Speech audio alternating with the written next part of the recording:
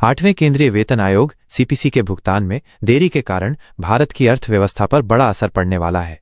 Private think tank Quantico research की ताज़ा report के अनुसार इस देरी से न केवल आर्थिक विकास और महंगाई का संतुलन बिगड़ेगा, बल्कि reserve bank of India RBI को वित्त वर्ष 2027 या 2028 के अंत में ब्याज दरें बढ़ाने के लिए मजबूर भी होना पड़ेगा। इस रिपोर्ट में कहा गया है कि आठवें वेतन आयोग के भुगतान में प्रशासनिक कारणों से देरी हो रही है। अनुमान लगाया गया है कि भुगतान पहले शुरू हो जाएंगे, लेकिन इन्हें लागू होने में कम से कम 1 साल और लगेगा। इस देरी के कारण सरकारी कर्मचारियों और पेंशन धारकों को एकमुश्त एरियर के साथ भुगतान किया जाएगा, जिसका असर आर्थिक विकास और महंगाई दोनों पर पड़ सकता है। खासकर कोर महंगाई, जो खाने पीने और ईंधन को छोड़कर सभी वस्तुओं और सेवाओं की कीमतों को मापती हैं, पर ज्यादा दबाव पड़ेगा, क्योंकि इससे मांग बढ़ेगी और मकान के किराए में तुरंत ही इजाफा भी होना है।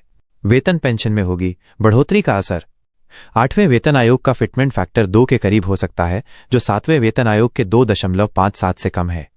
इससे न्यूनतम वेतन 18,000 रुपये से बढ़कर 35,000 रुपये - 37,000 रुपये के बीच हो सकता है। वेतन भत्तों और पेंशन में संशोधन की कुल लागत 2 से 2.5 लाख करोड़ रुपए तक हो सकती है, जो 7वें वेतन आयोग की 1 लाख करोड़ रुपए की लागत से दुगनी से भी ज्यादा होती है।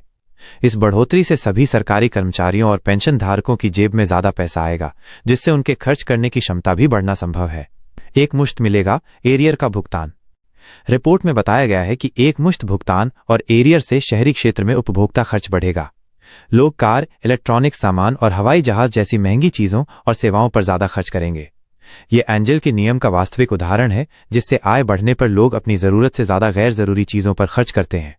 इसके अलावा बढ़ी हुई आय का एक हिस्सा बचत के रूप में बैंक डिपॉजिट या शेयर बाजार में निवेश के रूप में भी किया जाएगा। अर्थव्यवस्था पर असर।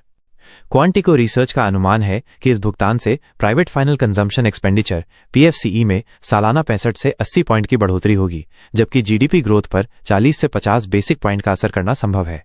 हालांकि राजकोषीय घाटा 0.6% तक बढ़ सकता है।